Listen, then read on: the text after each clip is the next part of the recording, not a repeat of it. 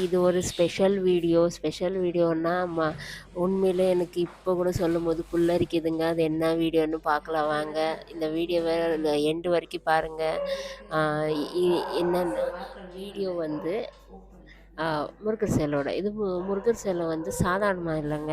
சாதாரணமா கேட்டு வந்ததில, வாங்குனதில தானா வந்தது. எப்படின்னா, எங்க அம்மா மலேசியா ட்ரிப்புக்கு போயிருந்தாங்க.